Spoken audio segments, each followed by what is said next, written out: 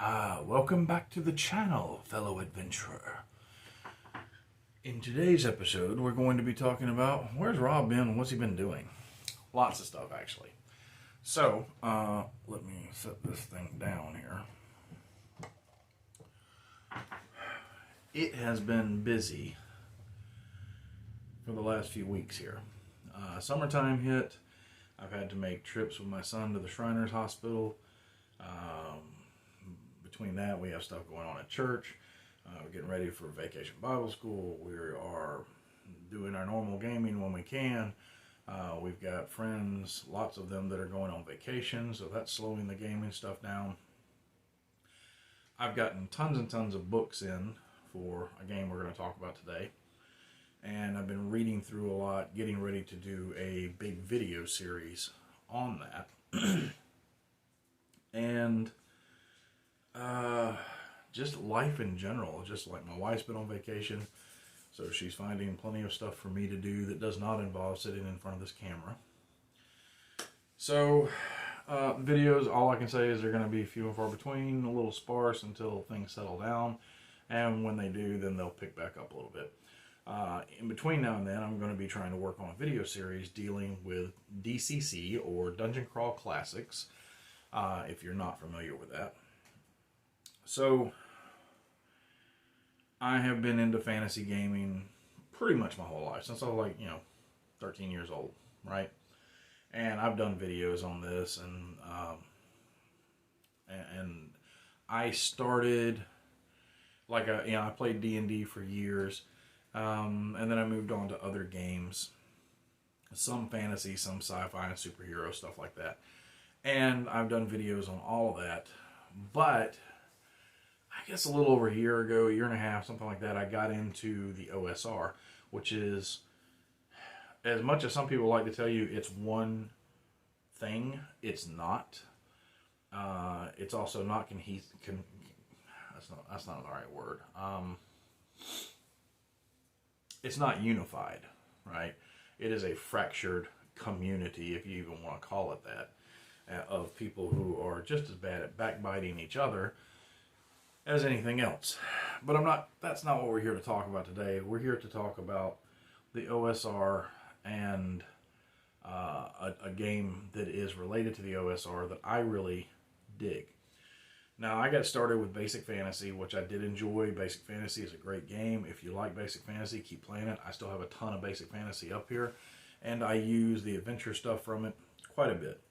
I did move on to playing White Box just because I liked the rules a little, because the rules were tweaked. And all of these OSR games, or old school role-playing, old school revival, old school renaissance, are nothing more than people's personal tweaks on the original systems for D&D, and you updating them slightly with their own house rules, basically, and putting their own games out. And I've done videos on how many of these do we really need. Do we really need more of them? No, not really. But I have enjoyed White Box quite a bit. However, one of the things that I will say, and I run a weekly White Box game on Friday nights. One of the things that I will say is that with White Box, as much as I enjoy it, I do find myself tacking things onto it here and there until it has become its own Frankenstein's monster. And I literally just have all these extra notes and notepads and things where I'm trying to keep up with the house rules that I'm using for White Box. Now, that being said, it's not bad. I love White Box. I love Basic Fantasy. I think they're both fantastic games. And I'm not getting rid of either one of them. I will keep them and play them as needed. However, I was exposed by a friend of mine to DCC, which is Dungeon Crawl Classics. And you'll probably recognize the cover of the book. It looks like this. Excuse me. It's a big tome, like 500-something pages. It is an early OSR game that is still going strong. It may have been one of the first, I'm not sure, because it's not really OSR in the way some of the other ones are, where they go back to the original D&D rule sets.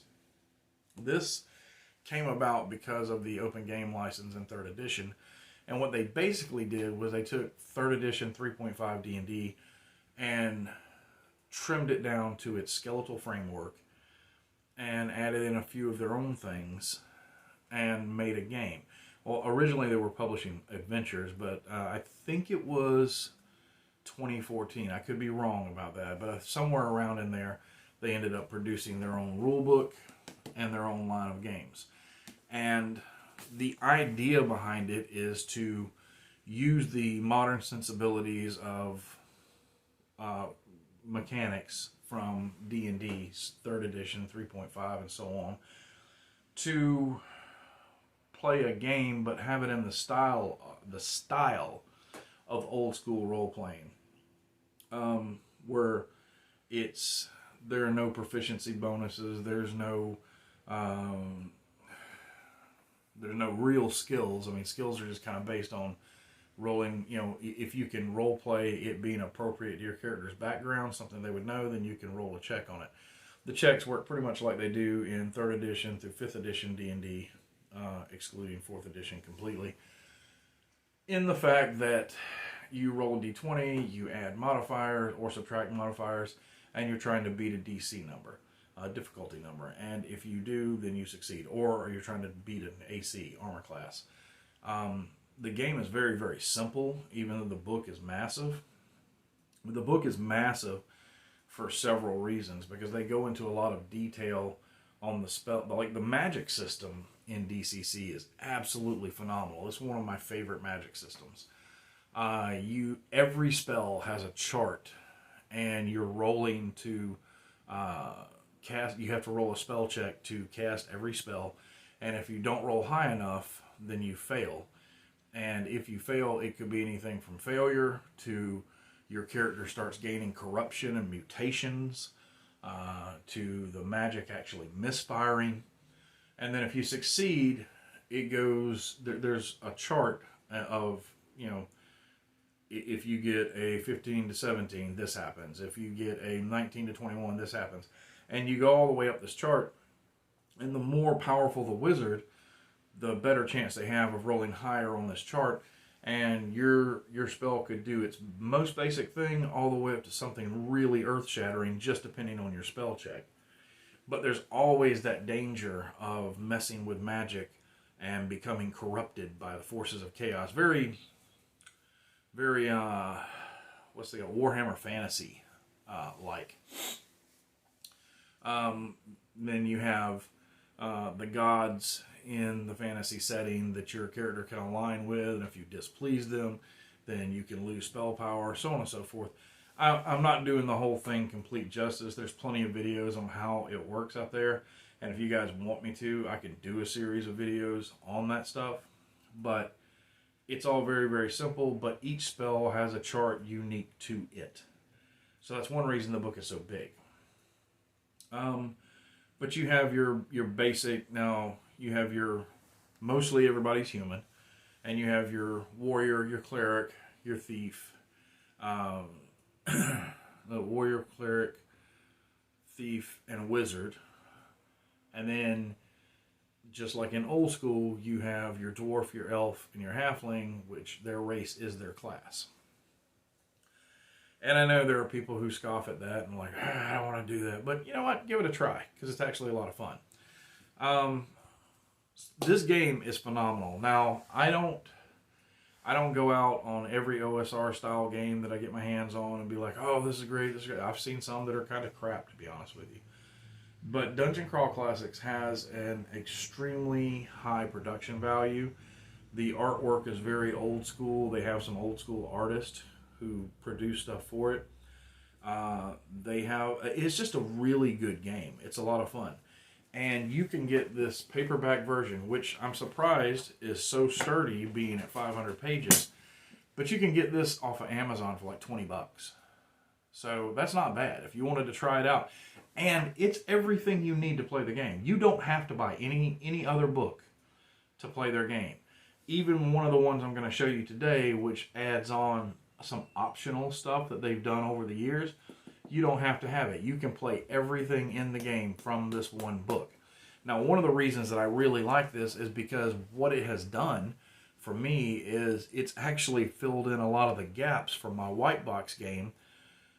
Things that I've had to create and tack on myself, they have done it, and quite honestly, for the most part, they've done it better. I love the magical system in this. I love the cleric system, how they can get disapproval of their gods and lose power. Everything about this game is just really, really cool. There are a lot of ways to get into it. If you don't even want to drop the $20, you can go on their website and you can get a quick start booklet, which will take you through. I think it goes through level 2, so it's levels 1 and 2, and like they have a couple of adventures. They have one that is in every one of these, I think, and that is the Portal Under the Stars. Make sure I'm giving you the right name on that. Yeah, Portal Under the Stars. And this one has the Legend of the Silver Skull as well in here. But they usually have 2 adventures in there, like a 0 level adventure and a 1st level adventure. And you're like, 0 level? Yeah, because one of the cool things about this game is that when you sit down to play, you have a special character sheet that has like 4 little character sheets on it. And everybody starts out a 0 level peasant. And you randomly roll your character. You roll 3d6 straight down the line for stats. They get 1d4 hit points, and they get a random occupation, which they can say, okay, well, I did this for a living, so I should know how to do this, and that equates to being able to use skills. And they get like a trade good and a weapon. And I don't mean like a cool broadsword or something. I mean like a knife or a rake, because they're peasants. And then you play what's called a funnel. And that's the 0 level adventures, which I've read several of, and they're super fun. But they're deadly. So everybody at the table has got 4 characters going into it. And you sit down, you start playing. And basically what characters survive on the other end of this adventure, which is usually a page or 2, you pick from that a character to level up to level 1 and actually choose a class. So they go from being, a 0 level cabbage farmer to a 1st level warrior. And then they start getting the benefits of their classes. Now, do you have to play it that way? No, you can start off at level 1 if you want to. But I encourage you, if you try it, to try the funnel. It is very, very cool. It's a neat concept. It takes metagaming pretty much out of the picture because of the randomness of how it works. And I think you're going to find it to be a lot of fun if you do. So yeah, I highly recommend giving that a try. And again, you can get the quick start rules. I think the PDF is like a free download, and you can get the physical copy for like $5. And they got different covers on there. Speaking of different covers, this cover, which comes in hardback and paperback, I have the paperback here. This cover is the classic cover. This is the one that most people have seen. And like I said, this is $20 if you wanted to just go ahead and get the whole game, which I do recommend because it's really cool. And you're going to be seeing a lot of videos on it because I just did a deal with a friend of mine. He put me in a position that I could not say no, and I just got a massive collection of DCC stuff from him. And I'm going to be going through that and doing a lot of videos on it. But anyway, that one comes in hardback or soft cover. There are several different versions of variant art covers, same book inside, but this is a hardcover, and I can't remember what the name of this cover is, but it's really cool looking. I loved it. I got that in the deal, and that one's mine. The other ones are going to be used by my players. So you got quick start, you got variant covers. Now the variant cover is probably not going to be $20. You're going to pay more for that. And my kids got me this for Father's Day, which I've already gotten it. It came in early. And this is the DCC RPG Annual, Volume 1. And it's a pretty hefty book. A little over 200 pages. And basically, this is not something you have to have. It just adds to the game if you want to. It adds multiple gods for the clerics to align themselves with. It adds magic items. It adds a bunch of stuff, but none of it is required. You do not have to have this to play. but I wanted it, and so my kids got it for me for Father's Day, and I'm super happy. It adds some really neat magical stuff that you can use in the game. I'm ecstatic with it. And it's a beautiful hardback book. I have tons and tons and tons of adventures and supplements and stuff for the game now, due to this deal. Oh, okay. So one thing that I had heard of DCC a long time ago, one thing that turns a lot of people off is it has funny dice. You use these in conjunction with your normal polyhedral dice, your 4, your 6, your 8, your 10, your 12, and your 20. But this gives you a D3, a D5, a D7, a D14, a D16, a D24, and a D30. Now the rule book tells you if you don't want to pick up the DCC dice, you can play with regular dice, and it explains how to use the regular polyhedrals in there to do it. But we're gamers, so if you have a chance to get more dice, why not get more dice? And a whole set of these dice, and they come in a multitude of colors, are like $10 on Amazon. So they're not expensive at all. I've actually already acquired a couple of sets of them. And they're just really cool. I don't know. I know that I'm going to have people out there like, oh, you're dumping on Basic Fantasy, you're dumping on White Box. I'm not. I still love those games. I would still play those games. But I also like experiencing other stuff. And this doesn't use the same mechanical sensibilities that those do as far as going back to like first edition D&D and trying to just kind of update it. This is more stripping down a 3rd to 3.5 D&D and using it along with their own magic system, which is absolutely... I love magic systems that will corrupt wizards for using magic, because I feel like there should be a price for the power that you're playing with. But that is the game that I am deep into reading at the moment. I have several other things. I've been looking at Traveler. I've been looking at this Burning Wheel game. What was the other one that I was looking at the other day? And I was looking at Traveler, Burning Wheel. I've been looking at the Star Trek RPG. There's a lot for me to go through right now. And it's going to take time to go through it. But that means that I have multitudes of products to do videos on far into the future for the channel, which is good for you, the viewer. Let's see. Other things that have been going on. You can't really see them right now, but I have my habitat set up over here for my ball python that I just got, Mr. Hinckley. And he's asleep right now. But if you guys would like to see him, let me know in the comments. Maybe I'll do a video where I take Mr. Hinckley out and let him guest star on the video. But he's in there napping now. Let's see. Like I said, it's just been really busy. I don't want you guys to think that I'm not doing anything with the channel. I'm actually trying to read through and test play a lot of this stuff as much as I can to give you an accurate opinion on it. So far with the DCC stuff, I have been absolutely blown away with everything I've looked at from them. But I'm still going to go through and do maybe a breakdown of the rule book video, the annual, or maybe the quick start, and then probably some videos on the adventure modules, because I have a ton of those. Excuse me. So if you want to see more of that kind of stuff, let me know in the comments. And if you like these videos, like, share, subscribe, the whole YouTube thing. If you would like to help out the channel, you can do so by clicking on my Amazon link, which is in the description, and sending stuff to me. If you'd like to check out my faith-based channel, that link is in the description, and the Rob's Game Group Facebook page link is in the description. And you can always join my Facebook page, and contact me, email me through there if you would like to have more personalized conversation. And until next time, my friends, good gaming and good luck.